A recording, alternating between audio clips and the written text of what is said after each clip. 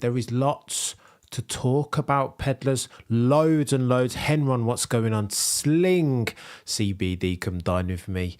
Little Grey Squirrel, Patrick Scott, what is going on? I apologise for being ever so slightly tardy, but I need to get into it. We will go for 60 minutes. There is loads on the agenda today. We need to talk about the rumoured Checo Perez retirement. We need to talk about the toxicity that has ensued on the back of Russell and Hamilton gate. Techie, isn't it? Look at me. I've got, Cameron's been super professional again. Why? What variable conditions in the UK today? It's bonkers. 16 of you watching concurrently. Do me a favour and smash the like and subscribe if you ain't already. But we are going to talk all things in the weird wide world that is F1, and there is lots of going on. I can see loads of you have got questions. Patrick, get at me, sir. If we've got to go back and forth today, then that's what it is, eh? That's what else are we here for if not healthy dialogue and healthy discourse? Although, and that brings me to the first item on this agenda, if we're quorate, then let us crack on. Walter, what's going on, bro? I hope you're good, sir. The toxicity in the community on the back of the weekend is a bit much, isn't it? You guys know this is my favourite topic, so let's knock this one on the head first and foremost, because it's been bloody chaotic. Here's what's happened. Here's the way I'm seeing what's happened on the back of the Qatar Grand Prix. The Lewis Hamilton community is split right down the middle into Cult LH and Team LH. The majority of us, Team LHers, deemed that the incident between George and Lewis last weekend was absolutely, it's a racing incident, yeah, but if you're going to place blame on either driver's shoulder, then Lewis has to take blame. And he did ultimately. Okay, so we can talk back and forth. Was he under duress? Has he done the mentor-mentee thing and done the bigger man? Maybe, potentially. And Lewis Hamilton has to do that. He's the older guy of the two. He's the elder statesman. He's the 7-time champion, statistical GOAT at the very least, if we're being prerogative. Prerogative? Of course, Cameron, that's a word. Lewis. Pejorative. There we go. Pejorative. Correct me in the chat. My vocab is eluding me this morning. Lewis is always going to come out and accept blame, full shoulders, and I rate that highly. That's half of what I love in Lewis Hamilton, but the community has done one of these, hasn't it? Bomber. Fissure. Irreconcilable differences. Here's what's happened, peddlers. Voster. Yeah, Voster. That was all Max's fault, eh? As much as I'd love to put that on Max. But you know what the joke is? Some in the community would put that on Max happily. Happily, they would put it on Max, even though it was nothing of the sort. It wasn't Max's fault. It wasn't even George's fault. As much as I'd love to say that it was Lewis Hamilton's fault. Absolutely. Lewis fell foul of what happens in racing sometimes, right? Sometimes you just don't know. You can't see that they are three deep if you are Lewis Hamilton, and that there is a Max Verstappen on the inside of a George Russell. George has nowhere to go. And I think, sadly for Lewis, he'd presumed that George had space on his inside, and that wasn't true, and hence you get the incident. What's happened since? Here's what's happened since. Here's the aftermath and the post-mortem, because we're going to debrief it. We have to. Here's what's happened. Cult LH. There is a portion of the community, no offence intended, there is a portion of the community for whom Lewis Hamilton can never be blamed for anything. For anything. So die-hard and enthusiastic are they in their fandom and their availability heuristic, their confirmation bias and cognitive dissonance, that Lewis Hamilton can never ever be blamed for anything. He could be banged to rights, right? Can't blame him. Can't blame him for Brazil last year. You can't blame him for Spa last year. Like, you can't blame him for anything. And this is because some of us we all have levels of cognitive dissonance and confirmation bias, right? What's going on, Omar? Some of us have blinkers on. Some of us love Lewis Hamilton so much that it can never be his fault. It must always be, it has to be George Russell. It had to be Alonso last year. It was Oscar Piastri's fault earlier on in the season. It could never be Lewis Hamilton's fault. And that's a function of the extent of love and adoration that some people have for Lewis. And that's fine in isolation. But when it drip feeds down to saying things that are ostensibly, objectively false, I can't stand by that. There is subjectivity and there is objectivity. And if you know anything about about racing, and have watched F1 for any length of time, you can look at what happened at Qatar and love or hate Lewis Hamilton. Sometimes you gotta call a spade, right? You have got to call a spade a spade. I can't fall for the Lewis Hamilton delusion anymore. And so with that said, in that vein, if we consider that the background, of course on Twitter you're going to get massive confrontation and friction between those who love Lewis Hamilton so much that they'll never call anything against him. And those, oh dear, have I got shopping? And those, of course, who see F1 for what it is. And we were fighting massive rupture and argument on Twitter between the two fractions. And it got toxic. It got proper toxic. And I don't like that when it gets like that. Boogie Boy, love absolutely can turn into delusion, and it has on this occasion. Listen, on the other side, on the flip side of the thing, so passionate are people and enthusiastic about F1 that it will always get like this. And I kind of don't hate that. That's in people. You wouldn't have it any other way, right? If this was golf and it was all very boring and the community that Richard, what's going on, right? You good? If it was all rosy each and every single time, that wouldn't be interesting, right? That's too plain Jane and vanilla. We want that sort of discourse. Peter, what's going on? Seeing another achievement to the presenter by racism against Lewis. Ugh. Peter, I can't listen. Of course there is racism in the world. Does that mean that did racism have anything to do with this incident? I'm not sure how it could. Like, if I put my rational mind cap on, like, I don't see that, Peter. But anyway, I digress. So fractious and confrontational can the community be? It's a positive sometimes, but it can also be a negative. When it gets too far and when it becomes too much of a reach, as it is in my humble opinion, to say that Lewis Hamilton wasn't to blame for the incident at Qatar, I'm just like, well, I'm out. I can't entertain this, nor can I engage it meaningfully again, because that's not true. That is incorrect. As much as I enjoy Lewis Hamilton, and as much as he'll always be my favourite driver, or one of my favourite drivers at least, does that mean he's immune from criticism? I'm an accountant. I'm a boring, noddy accountant, and ultimately, I can't do it, peddlers. I shall not. But again, for those of you on Twitter, I was going to bring some of them up as a print screen.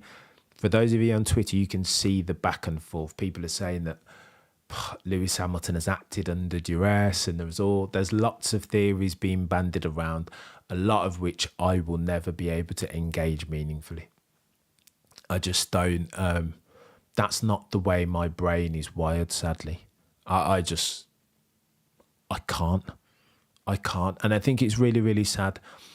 At risk of sounding like an F1 gatekeeper, I just can't. I can't condone that sort of rationale, those sort of theses, because they make no sense. Make no sense. And this is why you'll always hear me. You got to call a spade sometimes. And that segues very nicely into my second topic of the day. I don't want to dwell too much on the toxicity of the space. That will always be there. You'll always have people going back and forth. And I enjoy that to an extent. When the fun stops, I stop as far as the debate and the back and forth and discourse. And I mean, if you peruse over the course of some of the comments under the videos, you'll see people are nailing me. each and every single time that Colt LH, those Lewis Hamilton fans that are super diehard and have always been, they've been nailing me for the longest time. But you know what? Sometimes it's a requisite to have broad shoulders if you're going to come on here and put a camera in your face and talk about F1. And this is the cost of living, the cost of doing business, and I'm here for it, peddlers. You know what I mean? I don't mind. Patrick says George is entitled. Oh, and as I was about to segue into a bit of Max Verstappen chat, is George entitled? You guys let me know in the chat. I'm not even gonna. I haven't enjoyed the way George has. I feel like I'm bloody flogging a dead donkey here, repeating all that I went through, reiterating the points of the previous live stream. Is George a bit entitled? You can argue the toss on that, but I think the overarching point with George, he's just got a killer mentality, right? Michael Jordan settings, he just wants to win. Of course he wants to beat Lewis Hamilton, but how can you... What else do you expect? What? George Russell? Born winner. F2, F3, he's not come to play. He's coming to take names each and every single time. Would I like for him to be Lewis Hamilton's handmaiden as a Lewis Hamilton fan? Of course I would, but he's not here to do that. He's not incentivized. George Russell isn't paid to wait on Lewis Hamilton hand and foot. He's not. He's just not. And I think it's fool's gold. I think I am barking at the wrong tree as a Lewis Hamilton fan if that's what I expect of him. Never going to happen. Never going to happen. And again, I think a lot of the George Russell vitriol, a lot of those diatribing about George Russell, oh, well, George should have ceded the place back in Singapore. Oh, well, George is responsible. A lot of that is born of this fervent Lewis Hamilton fandom, right? Colt LH. Understand it in that context and it makes more sense. Is it fair? I don't think so. Are you going to hear that sort of stuff, the George Russell diatribes from me? I don't think it's my place. I don't feel that way. Occasionally he does cheese me off. That's just the truth. He does get on my nerves. He does wind me up sometimes, but George Russell's a racing driver. He's here for 25 points each and every single time.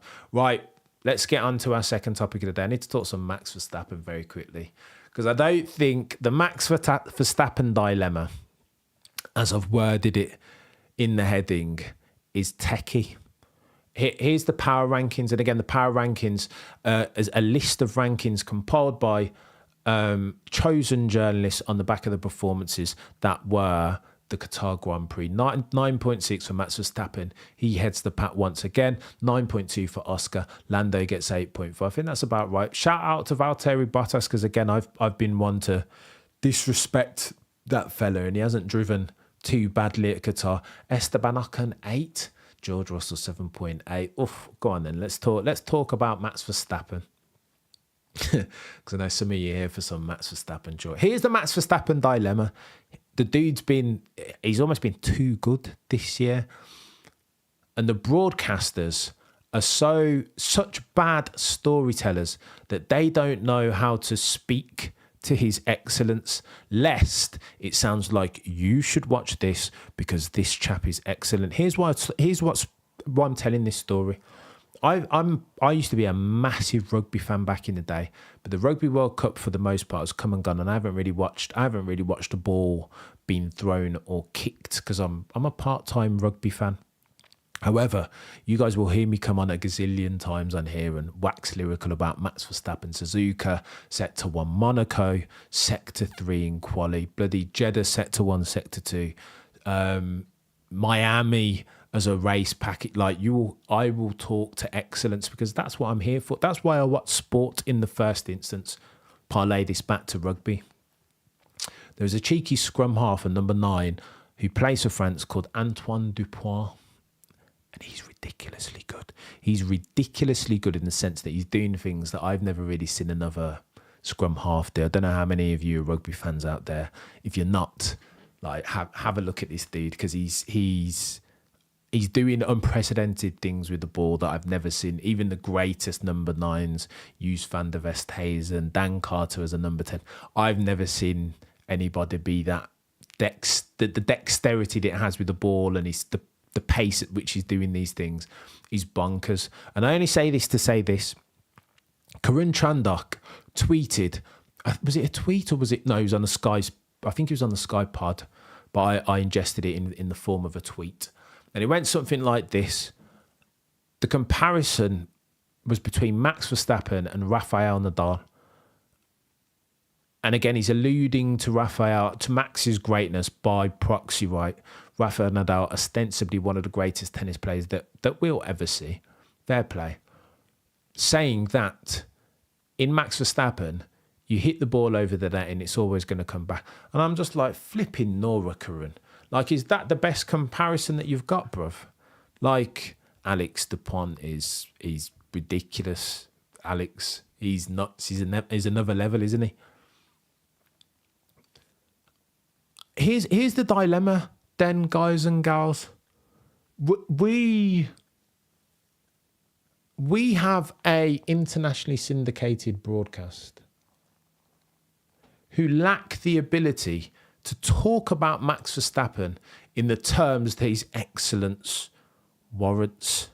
Here's what I mean. As I was watching the Antoine Dupont highlights, and again, because I just like to, excellence is a rare hors d'oeuvre. You don't see it too often, right? So anytime I identify it, I like to watch it. I've got OCD like that. Like, I'll go and Jocko is the greatest, says Judson. I like to revisit it. I'm a bit obsessive compulsive like that. So I was rewatching Antoine Dupont, and I was listening to the commentators and the verbiage that they were using to describe this guy's greatness. The problem that we have in F1 is that you've got guys and gals like Karun, who their enthusiasm it's not contagious. So he doesn't do a fantastic job of relaying just how high Max is performing and the frequency at which he's performing these ridiculous achievements, right? It's almost like Karun he's not human enough, is he? He doesn't have the personality or vavavoom to convey Max Verstappen's brilliance accurately. It just doesn't have, the way, my guy Peter wins, I've got to reference him again, right? Springboks in the chat, little grey squirrel, it's going to be techie, Saturday's the game, I think. It's going to be Friday, Saturday. I'm going to watch that one, even though I don't watch rugby. You're going to need someone, like when you hear Peter Windsor start to get into his bag and get his racing hands up and talk about Max's ability to like keep the car stable and sacrifice minimum speed in that vein at the altar of keeping the car nice and stable. Like, that sort of stuff is like, it's contagious, right? Peter's enthusiasm is tangible when he does this. I'm like, you'll see me interviewing him like I'm meant to be doing all the professional stick, and I just start smiling. My heart melts because that's what I'm there for. But when it's the likes of Karun and he does the bloody Rafael Nadal analogy, I'm like, what? What is there no... He would be... Let me stop criticising Karun, Cameron. Low-hanging fruit over here. Let me do what I think Karun should have done. Here's what the comparison is. The comparison is to an Antoine Dupont or a Lionel Messi. Here's why the comparison is to those guys. As brilliant as Rafael Nadal is, he's a workhorse of a tennis player, right? Yeah, he will always get the ball back over the net. But here's what Max Verstappen is doing that's different. He's doing things that I'm not sure I've ever seen any other F1 driver do. Not at that age. So this is unprecedented type of stuff. I remember Lionel Messi scored a goal in the Copa del Rey, and I just never seen anything like it from that position. In my noddy footballing brain, and I've been watching football all my life, it didn't look like there was an opportunity for him to score that goal. It was a black swan in effect. I couldn't conceive of any player in history not named Lionel Messi, scoring that goal from that position. There was one famous one in the Champions League against Real Madrid as well, where Busquets just gives him the layup and then he just goes and tears through 4 or 5 Real Madrid defenders. Impossible scenes. The comparison wasn't to Rafael Nadal, it was to Lionel Messi. Antoine Dupont, the same thing. I've been watching rugby a long time. Like I said, I haven't been watching it much of late. But I watched Van der Oosthuizen. Like I did. I've been watching these guys. Antoine Dupont is doing things that he's just operating at a different level. This is something new. And therein lies the parallel to a Max Verstappen. He's doing something very, very new here. And he's operating at a different type of level. Here's what I mean. Look at this. From somebody on Reddit whose name I should check, but I've forgotten. I always like to do a cheeky citation on here and reference people. Points deficits of World Drivers' Championship to maximum points possible in a season. And again, I like to pull these cheeky metrics up so we get some context is key. So we're comparing to 2013 Seb season, 2011, 2015 Lewis, 2020 Lewis. These are all very dominant seasons. It's a shame that we didn't have Nigel Mansell on here, but again, different way of scoring points. You'd have to rebase it. Look how few points this dude has lost. I mean, crying out loud. 2022 Max down there at the bottom. 2021 Max again, a much apples and oranges, right? Much more competitive of a season. But check out the comparison. Look, we're comparing to 2013 Seb and 2011 Seb, 2015 Lewis. Nobody can say anymore that this dude is just driving a rocket ship. You just can't. You can't do it. It's nonsense when you start to compare and contrast, and it is always important to do a cheeky compare and contrast. So if we're gauging greatness, how good this dude is, whether he could beat a Lewis in 2015 or a Lewis in 2007 or a Seb in 2011, it's always important to compare and contrast. And now listen, this will never be like for like, right? There are like loads of variables when comparing and contrasting it. You'll sadly never be able to account for the age at which these guys are doing it, the different era in which these guys are doing it. But you know what? Just as a baseline, as a litmus test, as good as we'll ever have, one of the most dominant seasons we've ever seen, the dude is still only 26, passing the eye test each and every single time. Suzuka set to 1, nuts. Monaco set to 3, nuts. Jeddah set to 1, set to 2. Some of the craziest, most impossible scenes of sectors that I've ever seen in my life. This dude is bonkers. This dude he's operating at a different level. Karun Chandak, I say this to you, sir. The comparison, if we're talking greatness, levels at which these respective sports personalities are operating, I say this to you, sir. Rafael Nadal was not the comparison. Lionel Messi, Antoine Dupont, that's the comparison. Because it's not a workhorse. It's not workhorse themed, this. That, for me, not to say that Max Verstappen doesn't work hard, but the unique selling point in Max Verstappen's level of operation isn't just industry. And for me, Rafael Nadal, he was brilliant, but he's a workhorse, right? He outworked, out-tried, out-endeavoured, out-determined, out-resistance. Max Verstappen is his excellence is a function of something different. Hence the parallels aren't to Rafael Nadal. The parallels are to Messi, to Antoine Dupont, to Jordan. That's what we're talking about now. Dupont, Messi, bloody Dora, have you seen too many spreadsheets? Oh, Patrick, I have seen far too many spreadsheets. You are not wrong there, sir. Go on, let's talk about this very quickly. I'm sure we'll come back to Messi at some point, and Dupont, and Max Verstappen, because he's driven well, man. And I just wish that the narrators, the broadcasters, would be able to tell this story just a little bit better, you know? I never thought the sun would come out this morning. Never in a million years. I banked on unchangeable conditions and it's messed up It's messed up my camera. 63 of you watching concurrently, do me a favour and smash a like. I'm going to go for another 32 minutes, Pedlers, and the bulk of which will be me getting to your comments. If you've got a question, as always, 24 hours before we do these, I'm going to leave a post on the community tab on both this and the Mothership channel, Cameron F1. If you've got a question that you want to raise or something that you want to talk about in the space of F1 or otherwise, because there's a lot of other things going on in the world, I almost feel like I'm doing the news cycle a disservice by coming in here and just talking exclusively about F1. But you know what? If you want to broach it, put it on the community tab. Let's talk about McLaren. I've pulled up the wrong bloody...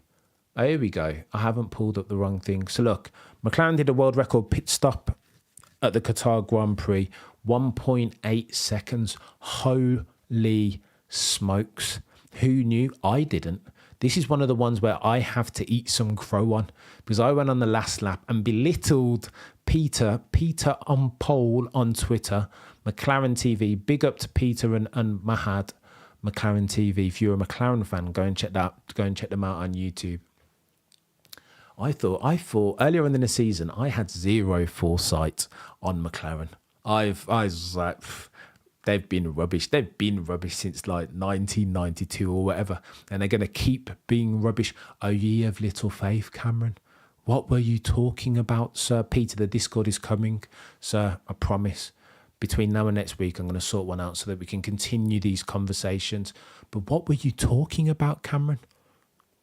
History has made a mug of you, sir. McLaren are rubbing your face in the dirt, Cameron. You know nothing, because if anybody at this point looks like they'll be able to mount a challenge to the mighty bulls that are red going forward into next season, who is that but for McLaren? The Papaya team look like they've built a package that's dependable, that enables and facilitates the likes of Oscar Piastri and Lando Norris, potentially in that order, to extract the best out of that machine. Houseway, they've developed in a way that their drivers can drive and challenge Max Verstappen. Bloody Nora. Oh, and by the way, most of the stuff underneath the hood is Mercedes. The engine, the gearbox, the rear suspension, they are indeed, of course, a customer of Mercedes. Not a works team. Not yet until they get their grips on a Honda power unit. Oh, the humanity. God forbid when that happens. Bloody Nora. I suppose the one enduring question around McLaren is their driver pairing. As good as they are they going to find themselves in a circumstance like Mercedes, where their driver pairing is too close? And if they're fighting for a championship, are Lando and Oscar going to knock chunks off of each other, sufficient to where Max can run down the road in terms of winning another title? Potentially. But fans have got to be licking their lips, and I can take my Mercedes hat off for a second. Fans have got to be licking their lips at this prospect, eh? Yes or no? Surely the prospect of Oscar Piastri, F2 champion, a guy who's been waiting in the wings for 18-24 months on the sidelines at Alpine, comes into McLaren, helps to develop that car into a potentially championship winning vehicle. Holy smoke. And is now fighting Lando Norris, who has a substantial upside as far as a driving a championship contender. Oof. I'm here for that. Give me some of that. I want you guys to tell me in the chat. I'm hearing a lot of... Shez on the Shakedown has long said that he thinks Oscar Piastri is going to be a thorn, more than a thorn in the side of Lando Norris going forward. That potentially he could exceed anything that Lando Norris could ever be. Ugh, techie, because I rate Lando. I rate him a lot, you know. I'll be honest. I remember seeing him race against... I forget the name of this channel. Super GTE, I think his name is. A really, really good sim racer. Really, really good go-karter. And Lando just put him under manners. Lando let him win. But it was so patronising that you could just see the levels that he had spare on this chap. And ever since then, and obviously in the feeder formula, following him there, I just think Lando's really good, man. I have him in that next tier. So I think you've got not in no particular order, by the way. Tier 1 currently of your F1 drivers, I think you've got Alonso, you've got Max, you've got Lewis, potentially in reverse order. And then after that, I think that group that sits just below them, I think Lando is leading that pack. You know, I've always felt it in my heart. Lando, Charles, George Russell, of course. But of that group, I think Lando, in final form, not now, but in final form, might be the guy to take the challenge to Max Verstappen when Alonso and Lewis ultimately have hung up their Nomex. Oscar is a beast, Patrick, isn't he? Oscar is a beast. Are we going to win against Dupuan, Cam? I don't know. I don't know. Well, it depends on his physical state, eh? Because he's coming back from injury. Big Lando fan, but Oscar is the next batch. Oh, Louis, well, you guys concur with the legend that is Shez. I will defer to you guys in your infinite wisdom. It's techie, isn't it? It is techie. But I will say this finally on McLaren. It's interesting that Lando's come out and said that he's already feeling the stress on the back of the pressure that is having Piastri on the opposite side of the McLaren garage. And I think that's telling, you know. I think you can almost be a bit too honest if you're Lando Norris there. Because it's a bit early. Because McLaren, we're not fighting for championships yet. We're fighting for race wins and sprint victories. But does that matter at all, really, in the grand scheme of things? For Lando already to be feeling the pressure, there is much more where that came from to come. Lando is the problem. And if already at this stage you're feeling the pressure, imagine in a couple of years' time when you're fighting Max and you're fighting Lewis and you're fighting the enemy within that is Oscar Piastri in the same team and trying to curry favour with the mechanics and the strategists, trying to get the undercut and a cheeky pole, a cheeky prime apex predator of a strategy over Oscar Piastri, your teammate. That's pressure. That's pressure. So I don't know, I was a little bit, as much as I rate Lando Norris, I was a little bit perturbed to hear him moaning about the pressure so prematurely. Lando and Charles, in my opinion, too nice to tap. You know what, Boogie Boy? I would argue the same, that Lando does need to grow some... Although I think Lando's... Don't be deceived by the soft exterior of Lando and Norris. I think when it's time to compete for a championship, I think you'll see him show some teeth. I think he's got that in his locker. It's just that we haven't seen it yet, right? And those two will come together almost as frequently as the Mercedes pairing will. It happens, eh? It happens. Go on, should we talk some Lewis Hamilton? Because I'm concerned.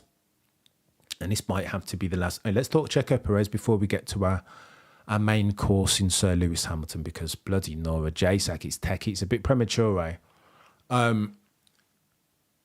So rumours come out on the Twitter spheres and the forum spheres that Checo Perez is potentially going to announce his retirement at the next Grand Prix. I will. Let me outline what's going on. So, okay, we know that Checo Perez hasn't had a fantastic time.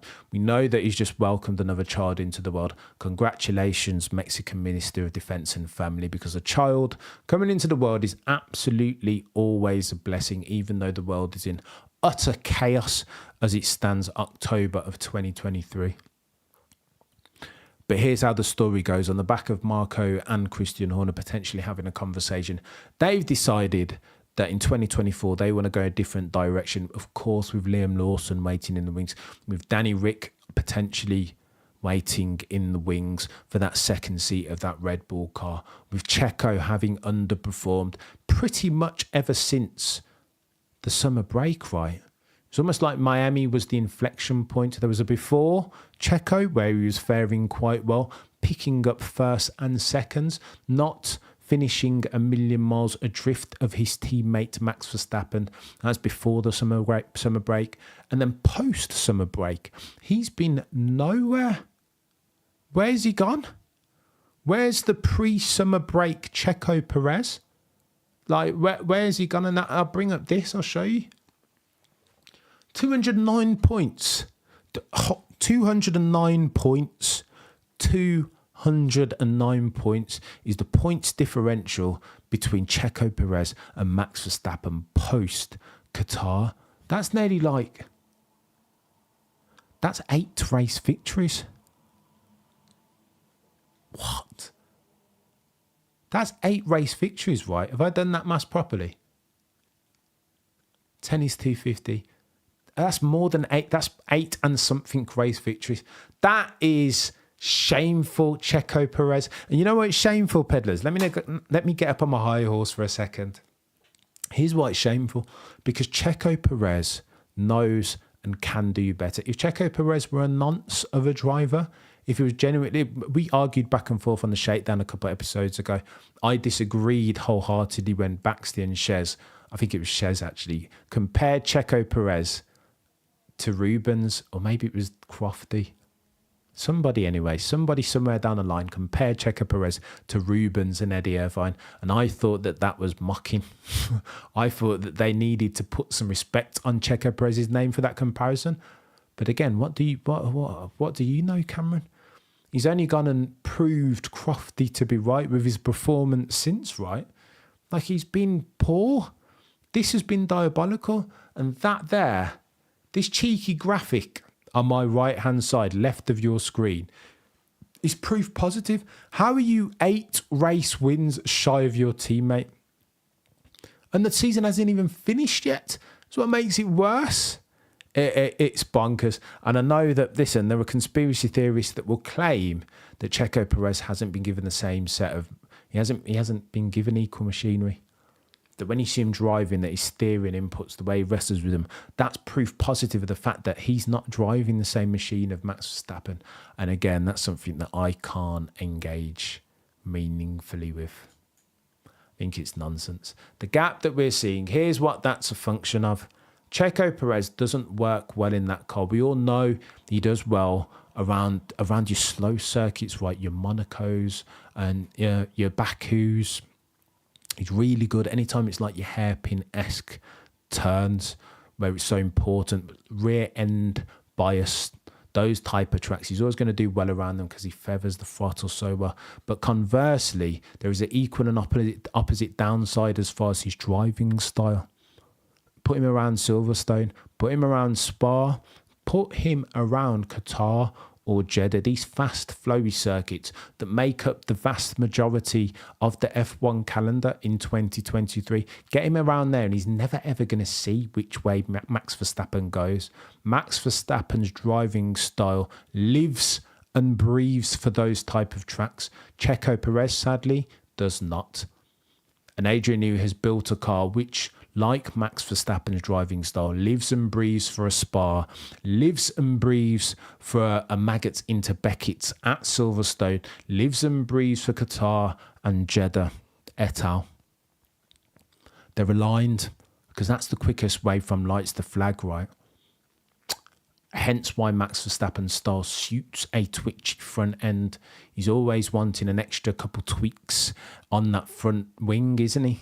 Always, because it suits his driving style. Conversely, there's an equal opposite downside to be had from that in that Checo Perez. His style doesn't suit it. He loves a bit more understeer. You know how you know about Checo Perez? And I've cited this a couple of different. Adrian is absolutely the GOAT. Louis, RB19 was not meant to be driven by me. What? You might be onto something there. Here's how you know. I'll say this again. You'd have heard me trot this one out, but anytime you look at the onboard, when you look at Checo Perez going into like a long sweeping corner, like a line lock turn, Checo Perez, on a number of occasions, I can't remember off the top of the dome, but you can go back and check my maths on this. Anytime he's spinning out, you know, I think did he spin in Australia? Anytime he's spinning out, it's on these long winding, it's never on like a slow turn. And it's 9 times out of 10, it's on the entry. Because what Checo Perez is trying to do, he's trying to straight line, he's overreaching. He's trying to seize more. He's trying to straight line the curve too much, right? So on the entry to the curve, he does want, so if it's a right-hander, say going right like this, on the entry, he does one of these, right? He's making the car unstable. He's trying to seize more of the track than necessary because he just doesn't have that. He's understeery by nature. He's Checo Perez, bless him. Let's go. Thank you, Frank. Listen, mate, we'll catch up again over the weekend, I hope. It's chaos though, eh? It is chaos. And I think he's between the rock and a hard place. But I say all that to say, I think this retirement chat is nonsense. It makes sense.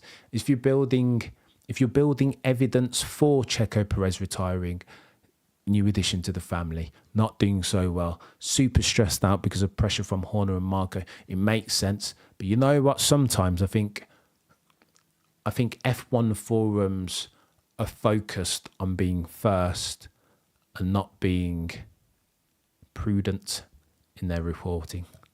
I think this is one of those ones where the rumours got ahead of the fact. Buy the rumour, sell the fact. One of those, or sell the rumour, buy the fact. I think in this case, I don't think, maybe he does, but I think it's too premature to say that. I think this is one of those ones that we've debunked for. Don't expect Checo, but why would he retire? Okay, so it's tough, but he's got another contract for he's got his contract to fulfill for next year. And I know it's not a Mickey Mouse contract. We must be talking double digit millions, surely. Why would he not take that and then retire, surely? Smash out next season and then retire? I don't know. I expect him to be around in 2024, I'll be honest, as tough as it will be.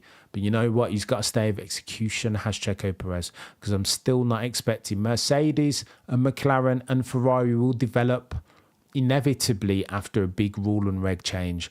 The field converges, particularly in years 3 and 4, right? Next year is year 3.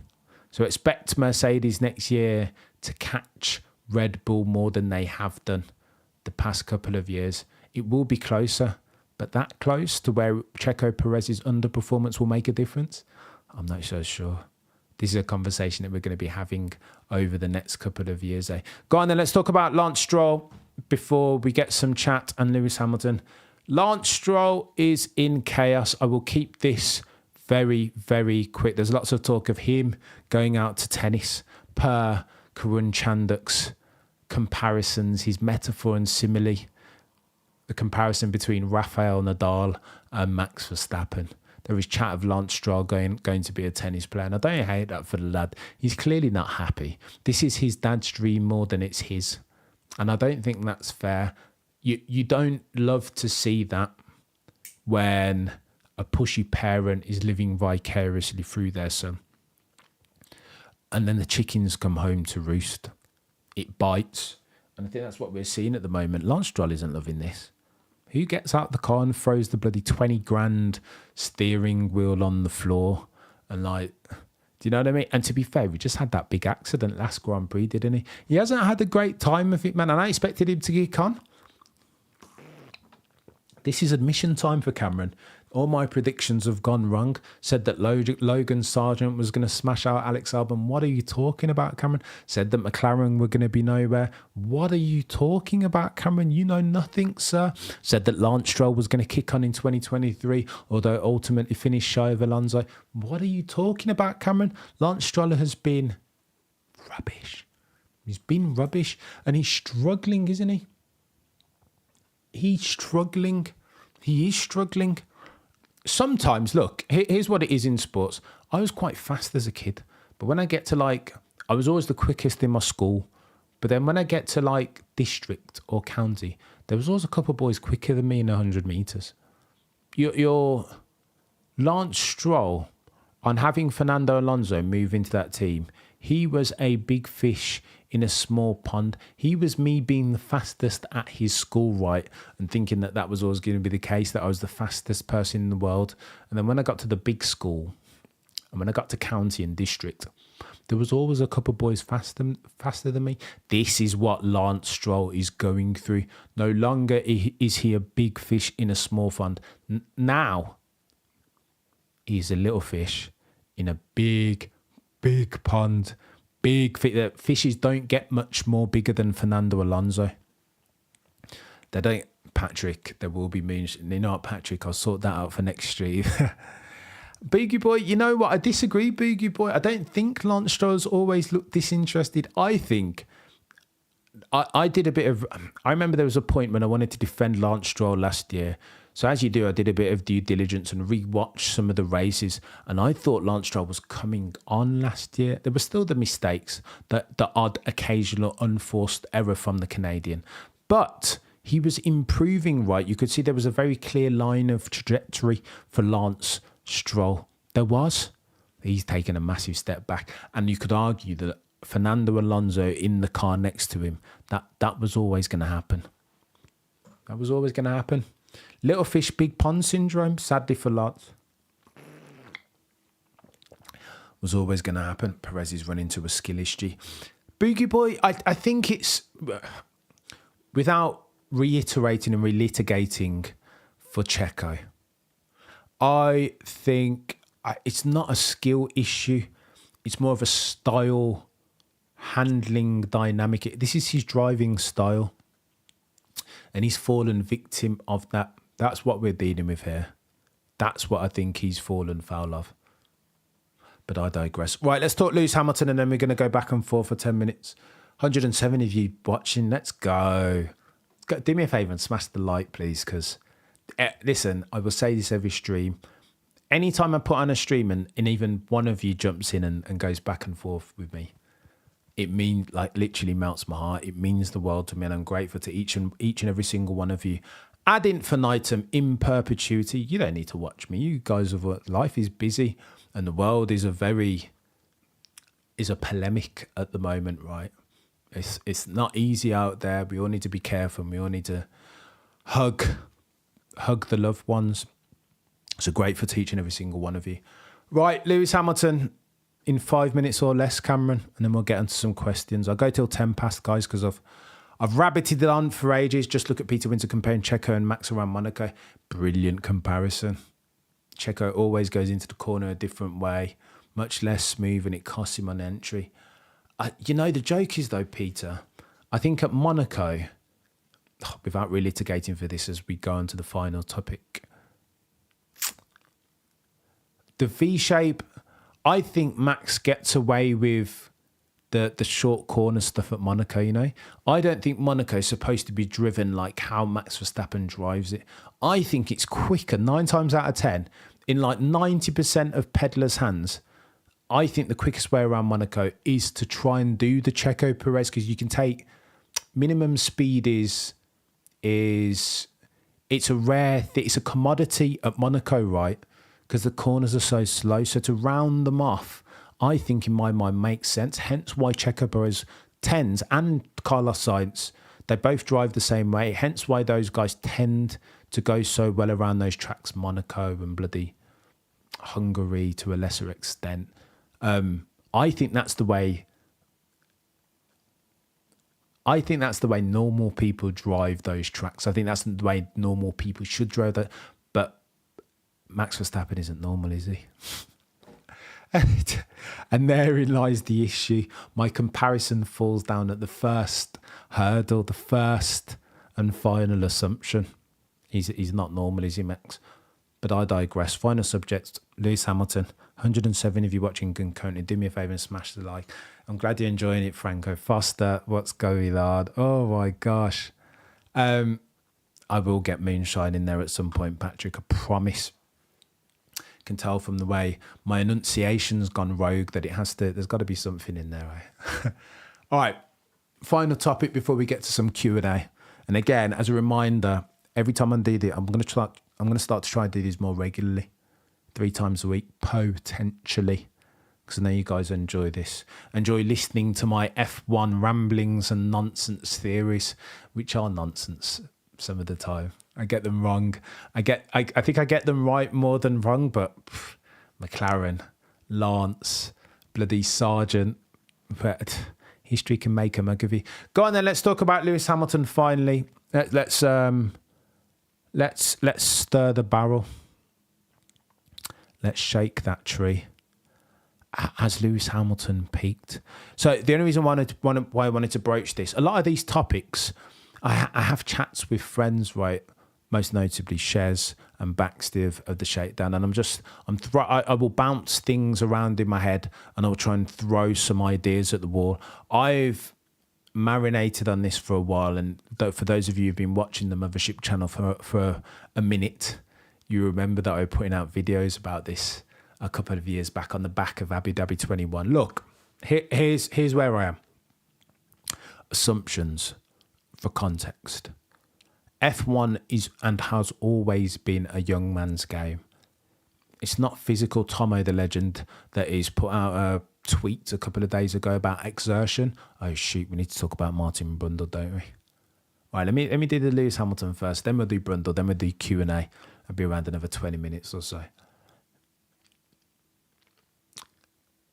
F1 is a young man's game and has always been. The assumption being it's not as physical a sport, despite all of them struggling on the back of what was inhospitable conditions, inhospitable working conditions at the Qatar Grand Prix. 9 times out of 10, it's not that physically taxing a sport, right?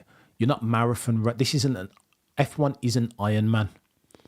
But that being said, F1 drivers trade off of things like reactions, like dexterity, like feel, like 20/20 vision that don't tend to improve with time, right?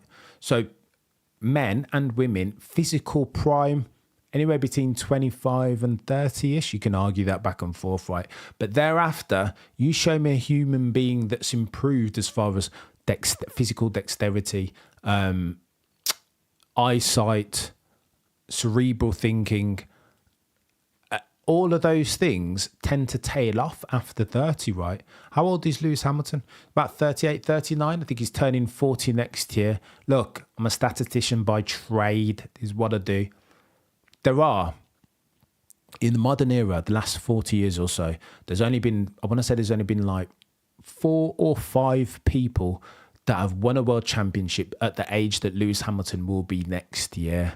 Those are, and again, don't kill me, I'm going to try and remember them: Andretti, Nigel Mansell. There's a few others. Help me out here, guys. Andretti, Mansell, Prost maybe was quite old. There's a couple of others, but the trend is this. The takeaway point is this. F1 drivers don't tend to win world championships when they get past 38, 39, 40 years old. It just doesn't happen. And again, you could argue the counterpoint that, yeah, we're in a different era now. Medicine and physio, like the research around this sort of stuff enables the likes of LeBron to go longer, right? He's probably the case in point against all that I'm saying. But the point is, this is if you're forecasting, you've got to stack probability in your favour, right? This isn't to say that Lewis can't win another championship. What I'm not saying is that Lewis has definitely peaked, but is that a possibility? 100%. We've seen more mistakes from this chap over the past 2 years than, in my humble opinion, at any other point in his career. Is that a coincidence? It might well be. Could it be a function of the fact that the chap is getting older, coming towards the latter stage of his career, in a difficult car, in a circumstance that he's not used to, with a young, hungry lion, a killer of a teammate in George Russell? Could that confluence of factors be contributing, exacerbating this F1 driver age before our eyes? Who knows? Potentially. It's a theory, and there are lots of caveats and assumptions that you got to bake into that. But what we're seeing on the back of the era, here's why I say this. I will submit this final thesis to you on Lewis Hamilton. For due diligence and for research for one of my last videos, I went back and watched 2007, right? Just highlights, not in full. And this isn't to say that Lewis Hamilton, when he was younger, didn't make mistakes. There are loads of mistakes. F1 drivers are going to make mistakes. To be a racing driver, to see a gap and no longer go for a gap, you're no longer a racing driver, per the great man Ayrton Senna. And with that comes almost an occupational hazard. These guys will always crash and they will always make mistakes. No F1 driver ever bats 1,000. It's not possible. There will always be mistakes. It is a cost of doing business. All I'm talking about here is the trend of mistakes over the course of Lewis Hamilton's career, right? Now, We're not comparing apples with apples. But if you're talking in absolute terms, the frequency of mistakes and when and how frequently they occur. If you look at Lewis Hamilton early on in his career, the type of risks that he was taking were bonkers. He was seeking alpha, to use the financial services terminology. Turn one, lap one against Fernando Alonso, springs off the page each and every single time. He pulls such an aggressive move like that on his very first bloody lap in Formula One without compunction. Anybody else in history does that move and they're going to lose something. They're going to get a puncture, lose a front wing. There's going to be some sort of damage. He pulls off that manoeuvre with almost immaculate conception, execution. It is levels. Lewis Hamilton, as a youngster, as a fresh-faced McLaren driver, used to do that sort of stuff regularly. And that's not to say he can't do it anymore, but the frequency with which he attempts those moves and pulls them off, in absolute terms, has reduced. That is a fact. Now, can you say that he's because he's in the midfield, he's having to do them more regularly and there is more? Of course you can. But I'm just talking in absolute terms here, lest my guy Shez be watching, because we've argued about this. Take from that what you will. There are no conclusions in absolute terms to be taken from what I've just said.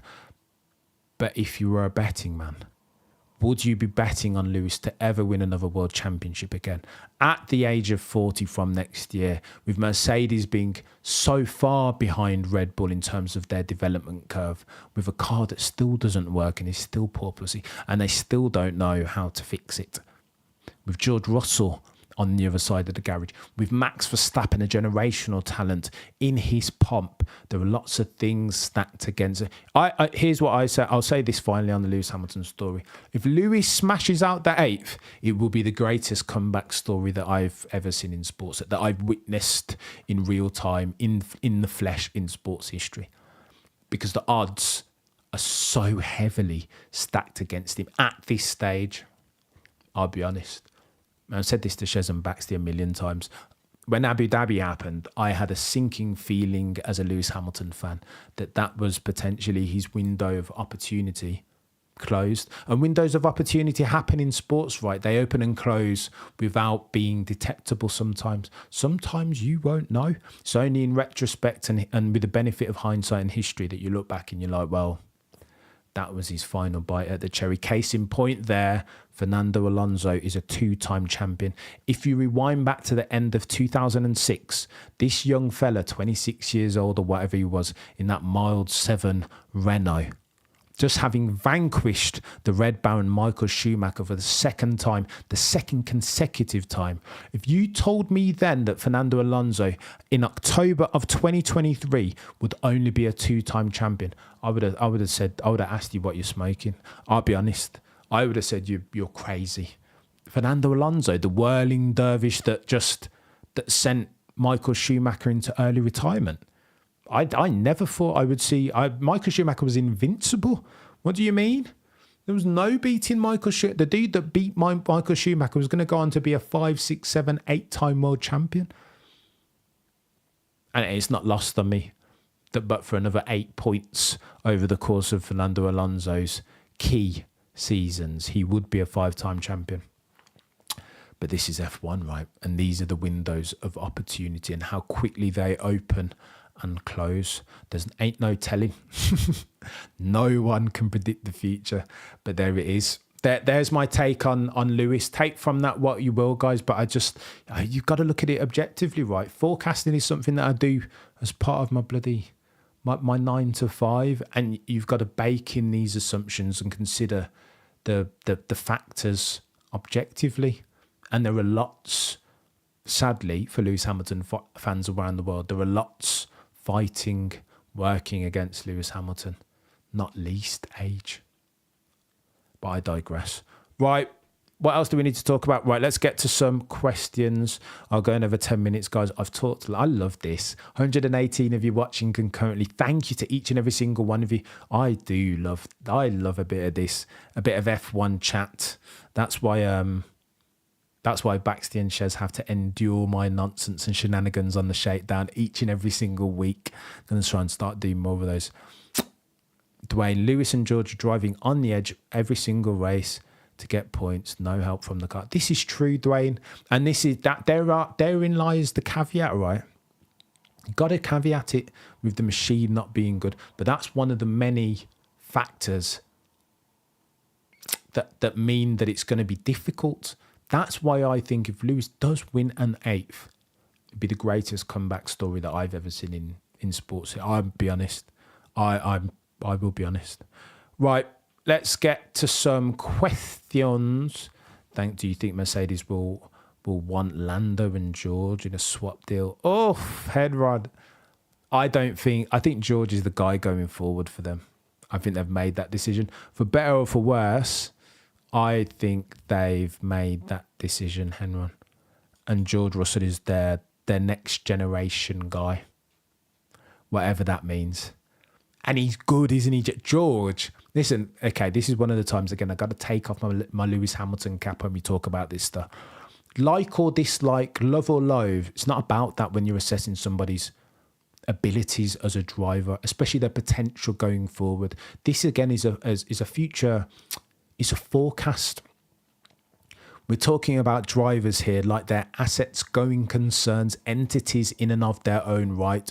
We're looking at their future projected earnings as far as the points that they can accrue from drivers' championships. And George Russell's upside is humongous. He's a killer. He's a killer. He's absolutely in that next tier down, isn't he? As far as driver potential. After the likes of Max and Lewis and Alonso, he's the next tier. And I don't hate it. Go on then, peddlers. I have a debt of gratitude to anybody that's put something in. Right, let's get through some of the community tab. If you've got something you want me to talk to, community tab, 24 hours before these go. And I'm going to start I want to do Monday, Wednesday, Friday. Ambitious, but I think I owe it to you guys to indulge this thing meaningfully, engage it meaningfully. Guy, and then Ali says, I think anyone who's 38 has peaked. The real question is what his level is now.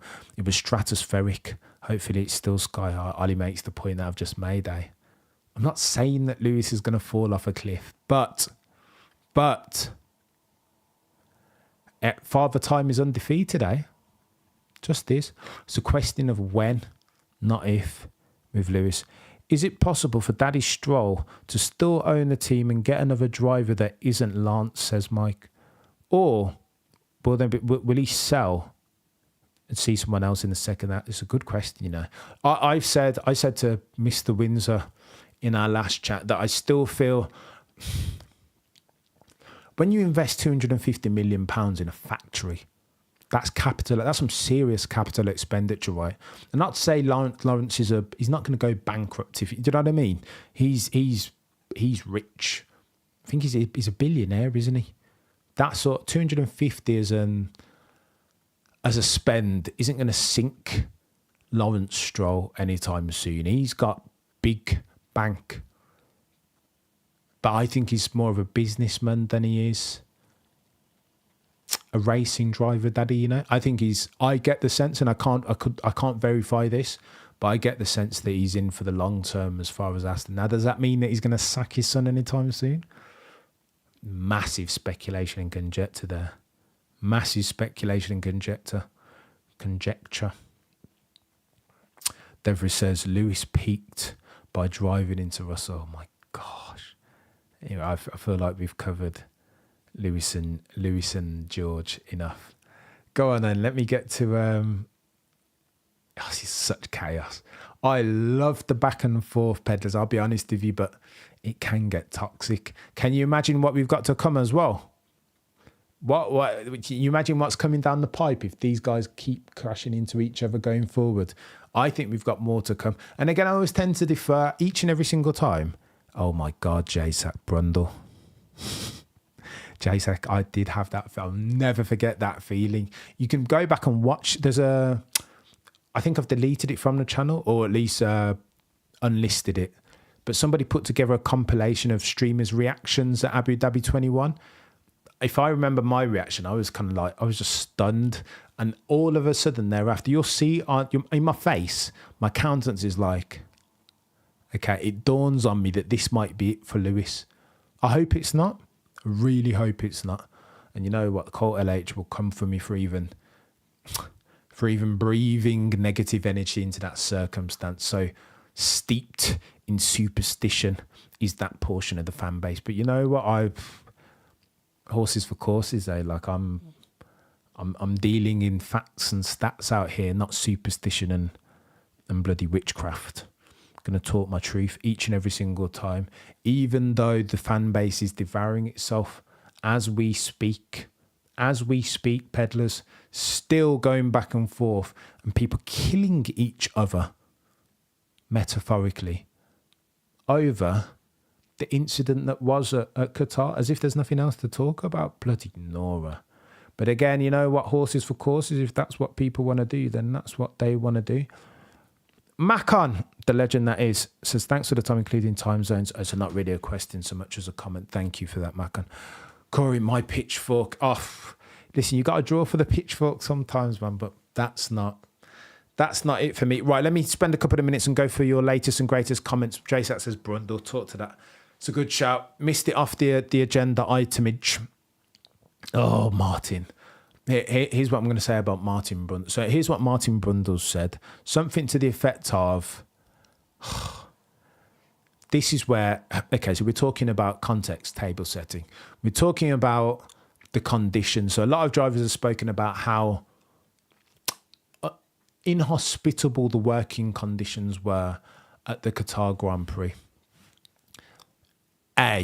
They're holding it at the wrong time of the year, right? Just like the World Cup, you couldn't hold the World Cup at that time in October. It's too hot. That's why you had a Winter World Cup, right, in Qatar. Because you've got to hold it in winter. Even in winter, it's still bloody hot and humid over there. Almost too hot still. So how's it going to be in October? Well, we saw the outcomes and that loads of the drivers struggled. Alex Albon struggled to get out of the car. Oscar Piastri was laying prone in the cool-down room. Lance Stroll spoke about nearly passing out a number of times during the race, which of course poses its own issues as far as safety and drivers safeguarding. That's chaos. So it was an issue. To that, Martin Brundle, first of his name, of Kings Lynn, Norfolk, said something to the effect of, these are the times when these drivers are going to earn their corn. When it's tough, the cream comes to the top, Martin Brundle said. And I am paraphrasing here. If you don't perform, get out of your seat and somebody else will. Cutthroat.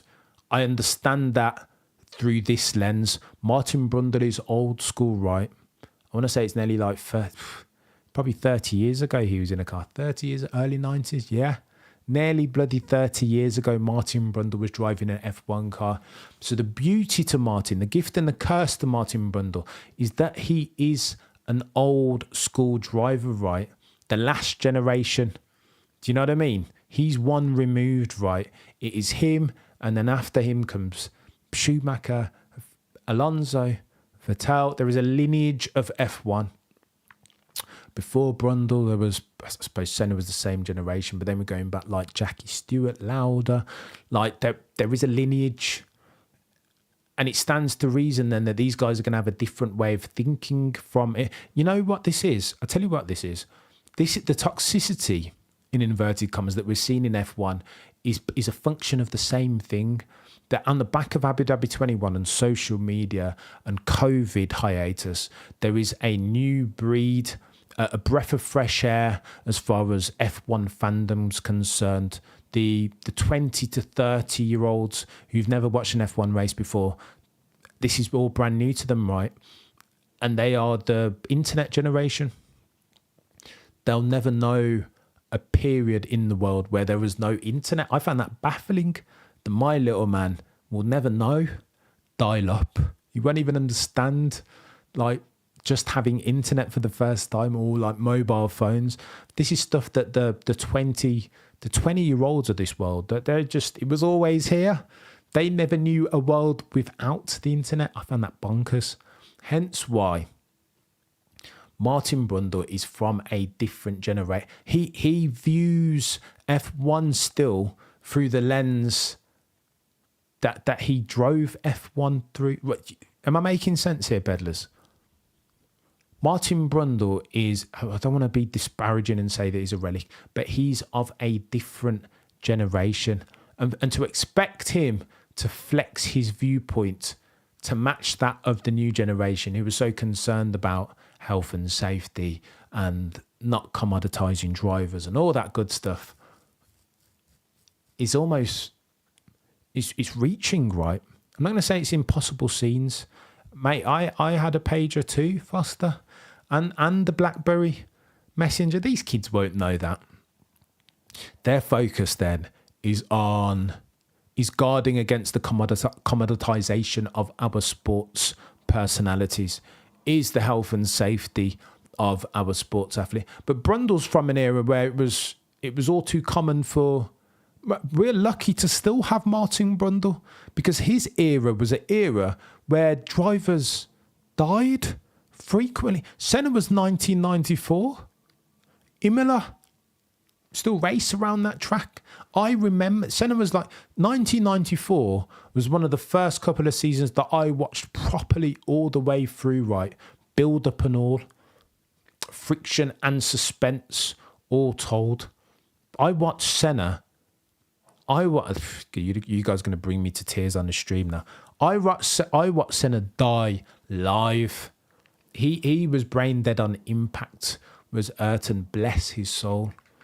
I watched that live. We then are from a different generation. I'm putting myself included with Martin Brundle. Martin Brundle drove at a time when it was all too frequent when drivers passed. And so that's the lens through which he says those comments, right?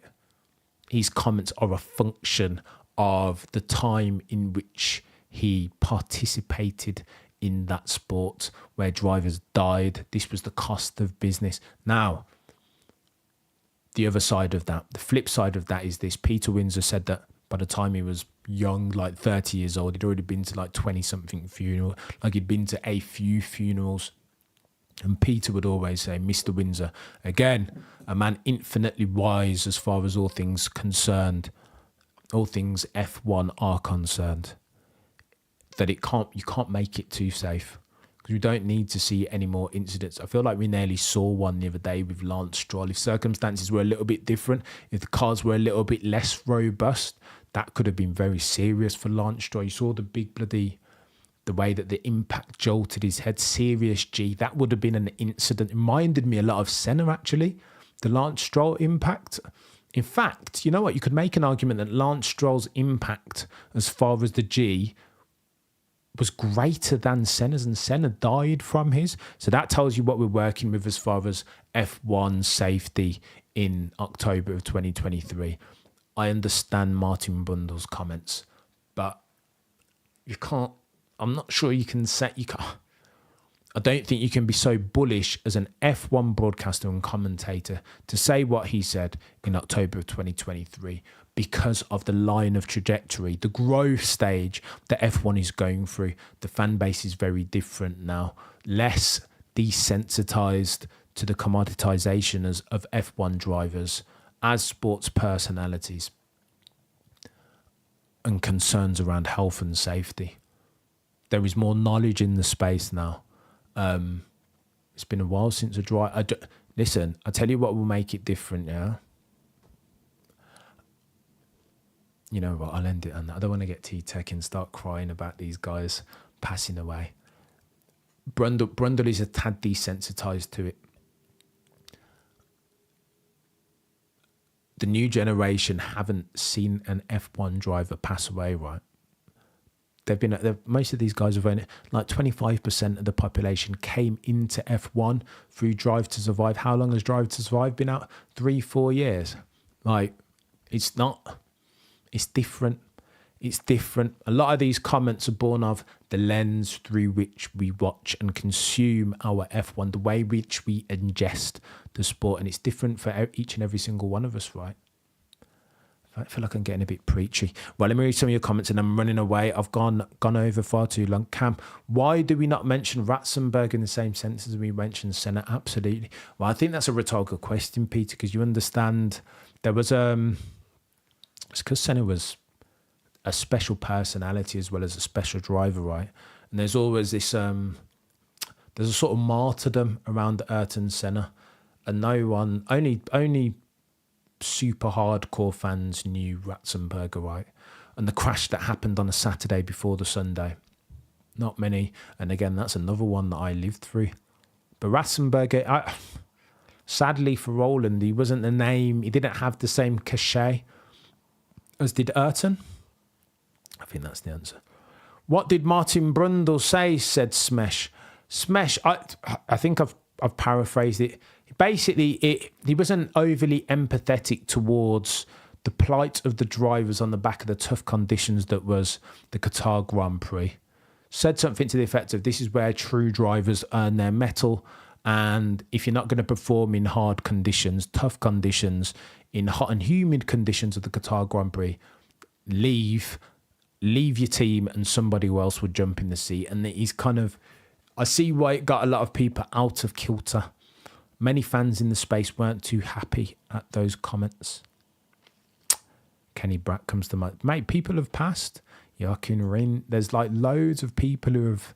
You can go back in history. Niki Lauda nearly. Very nearly. Only by acts of God did he survive that incident. Listen, Jim Clark, there's loads. I feel like that's a video. We need to pay some respects for all those who've come before. Jim Clark as well, remember. Many people still say that Jim Clark is the greatest peddler that they've ever seen. The best F1 driver ever.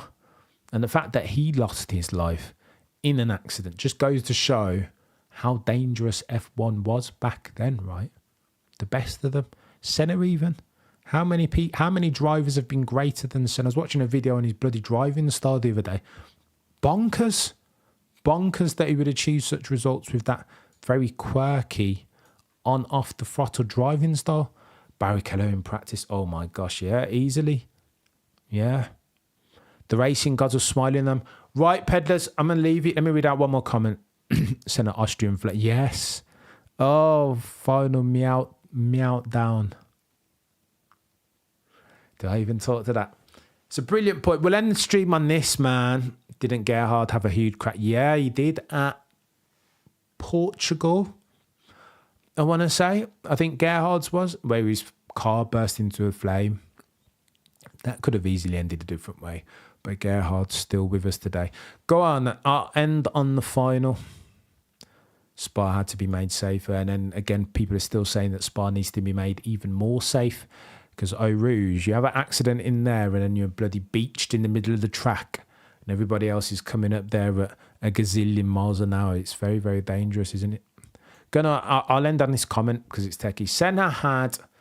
Oh, my voice is cracking already. Senna had an Austrian flag in his overalls to honour Roland Ratzenberger after the race. That factoid made me cry half the time I recall it. Oh, final bloody Nora. Are we going to end the stream on tears? Holy smoke, yeah, Verstappen Senior's barbecue. Yeah, so that's the... Okay, so here's what happened. The circumstances around Senna's death in 1994 were thus, and I'll close the stream on this, because I need to go and get myself some tissue. God, final, you've got me here. Okay, so Roland Ratzenberger died, I want to say he'd had a fatal accident. I want to say in qualifying, might have been free practice. And there'd been talk about what they should have done, because they always knew Imola was dangerous. Senna had had chats before with Gerhard Berger around Gerhard Berger's incident at Imola, not Portugal then, around potentially taking the outside of the Tamburello Curva a little bit further out, but because there's a lake, this is why Imola was flooded off this year, right? Because there's a lake just outside of the Tamburello curve, so they couldn't push it back any further. That Senna had wanted to make the runoff area around the Tamburello curve wider. Ironically, that's the bloody curve that he ended up crashing into and that ultimately took his life. Roland Ratzenberger had crashed earlier that weekend and sadly passed. Senna had been super concert. If you speak to I can't remember the bloody the paramedic's name. Is it Peter John? I can't remember. If you speak to anybody that was around Senna after, Senna was always super concerned with driver safety, right? Always on the front as far as making F1 safer for drivers. And when Roland Ratzenberger passed away, that affected Senna massively that weekend, to the point where Senna's plan was to win that race. Roland Ratzenberger was an Austrian, and in his parade lap, in his final lap before coming into the pits, he was going to wave the Austrian flag in honour of Roland Ratzenberger. And so, of course, finally, you've got me. So Senna, when he was airlifted to the hospital, obviously he had the Austrian flag, or at least in the car when they were tending to him, he had the Austrian flag on his person when he sadly passed at the Cordoba Tamburello. Oh, guys, Peter again. Grosjean's another one. Absolutely. Right, Peders, I'm going to run. I'll try and do another one of these ones at some point over the weekend, but I've got some things to do. You guys have been legends, man. I hope you're enjoying these, man. It's always hard to gauge whether I need to do more or less ramblings, streams like this. Look at that. Meant to be going 60 minutes. Great chairmanship as usual.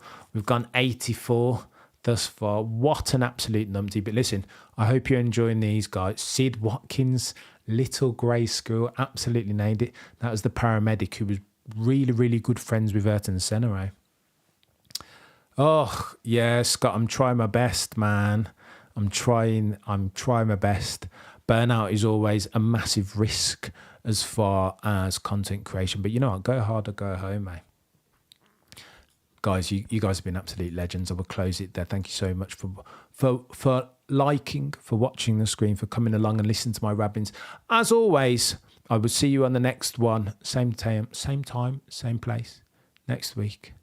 As always, though, remember to look but never stare.